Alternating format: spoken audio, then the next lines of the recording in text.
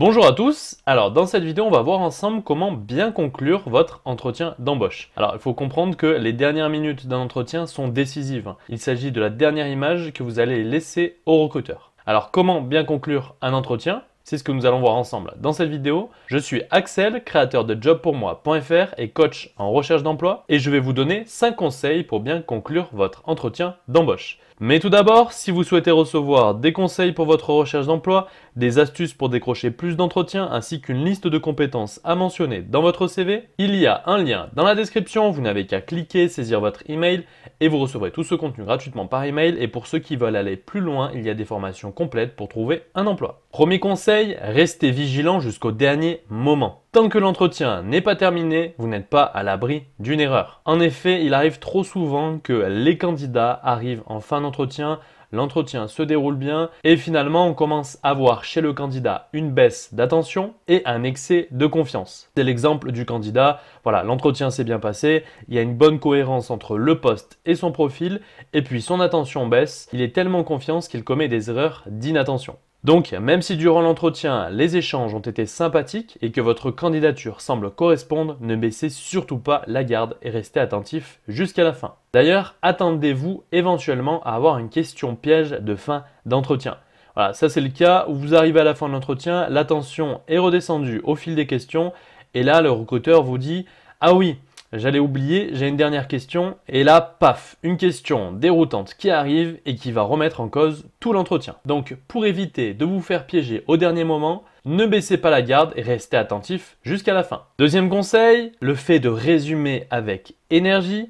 Alors ça, en fait, c'est une façon de redynamiser l'échange. Les candidats ont tendance un petit peu à concentrer leur énergie en tout début d'entretien, puis au fur et à mesure, ça chute un peu. Donc là, c'est l'occasion de rebooster la fin de l'échange. L'idée, c'est que la personne en face de vous garde une image de dynamisme. D'ailleurs, n'hésitez pas à faire un petit effort en termes d'énergie. Oui, ce poste a vraiment l'air intéressant. Ce qui me plaît dans ce poste, c'est la partie dématérialisation des factures à poursuivre avec vous et toute la partie liée à l'utilisation avancée d'Excel. Donc l'idée, c'est un petit peu de redonner un petit coup d'énergie en fin d'entretien pour résumer très rapidement sur votre motivation. Bien sûr, toujours en restant dans le ton de l'entretien. Troisième conseil, évitez de tomber dans le piège du candidat qui va tout répéter ce qui s'est passé durant l'entretien. Il faut veiller à ne pas tomber dans le scolaire. On a parlé de ci, de ça, on a évoqué telle compétence. Non, non. Vous pouvez en revanche focaliser sur un point clé que vous a reconnu le recruteur. Donc voilà, uniquement un petit focus sur un point clé reconnu par le recruteur. Quatrième conseil, ne pas s'éterniser. Alors voilà, il arrive que les entretiens s'éternisent. Finalement, on tourne en rond et on a du mal à partir. Et là, le message que vous envoyez, c'est « Bon, j'ai mon temps, de toute façon, je n'ai rien de prévu après, aucun entretien. » Donc finalement, vous n'êtes pas très demandé. Donc ça va renvoyer un message négatif. Il faut être capable de clore l'entretien afin d'éviter cette zone un peu mollassonne qui va entacher votre fin d'entretien. Vous pouvez par exemple prendre les devants simplement en disant « Voilà, je vous remercie pour l'entretien, très enrichissant sur la connaissance du poste. » etc. Donc là, l'idée, c'est de prendre les devants et uniquement dans le cas où vous sentez que vous rentrez dans cette zone-là, voilà, les échanges sont un petit peu flous, sont vagues, vous renvoyez la balle, vous sentez que vous êtes rentré dans cette zone mollassonne de fin d'entretien qui n'apporte plus rien sur votre candidature et le recruteur, peut-être que lui, il fait durer, il sait peut-être pas trop comment clore. Donc, dans ce cas-là, n'hésitez pas à prendre les devants pour mettre un terme à l'entretien. De toute façon, cette zone de fin ne pourra que desservir votre candidature en vous poussant à l'erreur. Et voilà, le recruteur va garder une image finalement d'un échange à la fin un petit peu mou qui ne pourra que vous desservir. Cinquième conseil, n'hésitez pas à parler quand on vous raccompagne. Le but, c'est pas de relancer l'entretien, mais là, l'idée, c'est de profiter de ce moment pour vous intéresser un peu à votre interlocuteur. Tout au long de l'entretien, c'est le recruteur qui va vous poser des questions.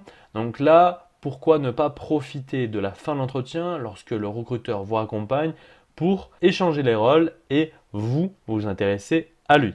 Donc voilà, vous avez évoqué tout à l'heure, Monsieur Morand, le fait que vous aviez vécu un an en Angleterre. Donc c'est une expérience plutôt marquante.